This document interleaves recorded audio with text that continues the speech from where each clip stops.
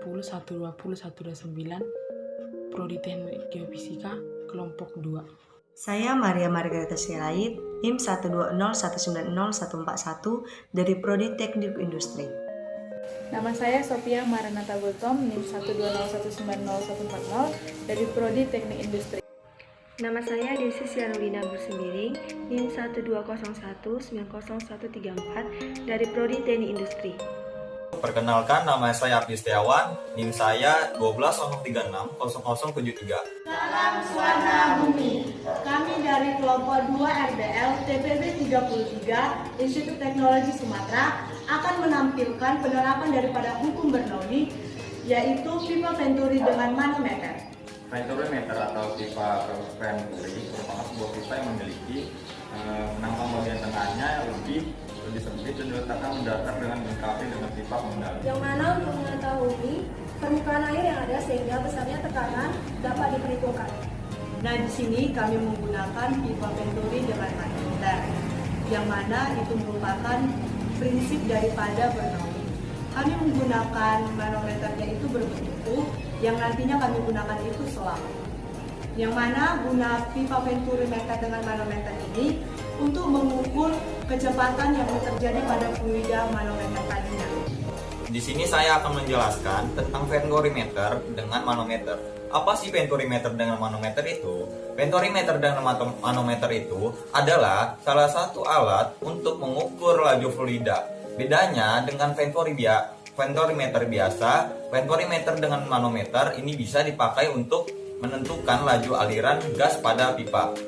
Rumus laju fluida pada penampang yaitu A1 sama dengan akar 2GH dikalikan rho aksen min rho per rho dikalikan A1 per A2, lalu dikuadratkan dikurangi 1. Kita dapat melihat penerapan daripada pipa venturi manometer ini dalam kehidupan sehari-hari maupun dalam bidang teknik. Salah satunya itu adalah dalam perusahaan air minum, yang mana fungsi daripada pipa venturi manometer itu untuk menghitung laju air yang mengalir pada pipa.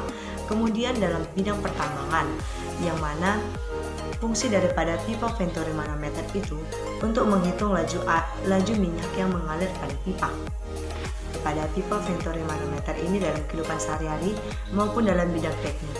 Salah satunya itu adalah dalam perusahaan air minum, yang mana fungsi daripada pipa venturi manometer itu untuk menghitung laju air yang mengalir pada pipa.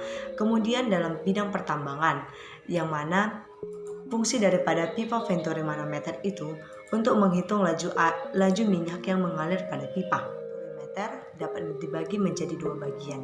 Yang pertama itu pipa venturi manometer, dan yang kedua itu pipa venturi tanpa manometer.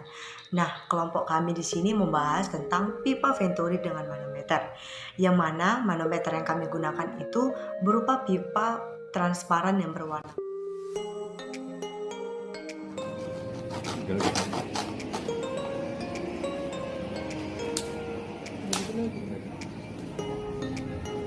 Pertama-tama, sambungkan kedua jenis pipa yang berukuran berbeda.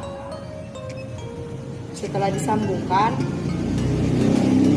tadinya sudah kami beri lubang di antara kedua pipa ini, dan disambungkan pipa L pada kedua ujung pipa tadi, dan di tempat ini nanti akan dialirkan fluidanya. Lalu kita masukkan minyak ke dalam keran.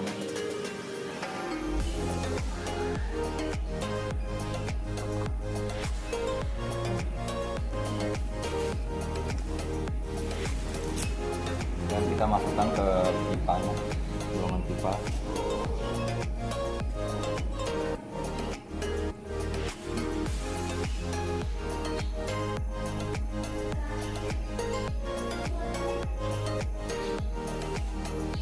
Selanjutnya akan dipasangkan plastisin agar air yang akan dimasukkan tidak tumpah.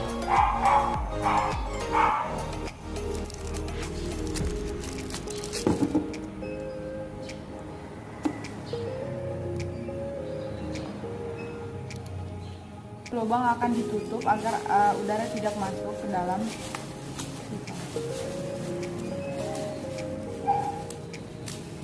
Selanjutnya akan dimasukkan air.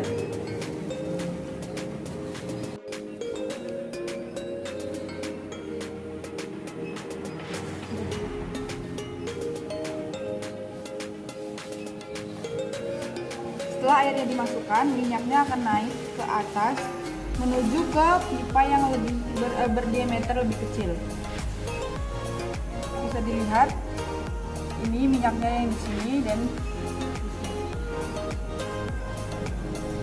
Jadi kita sudah dapat melihat bahwa ketinggian minyak pada selang ini berbeda, yang mana lebih tinggi adalah dari pipa yang lebih berdiameter lebih kecil. Untuk Bernoulli, jika kelajuan fluida bertambah, maka tekanan fluida tersebut menjadi kecil. Disimpulkan, semakin besar luas penampang atau diameter pipa, maka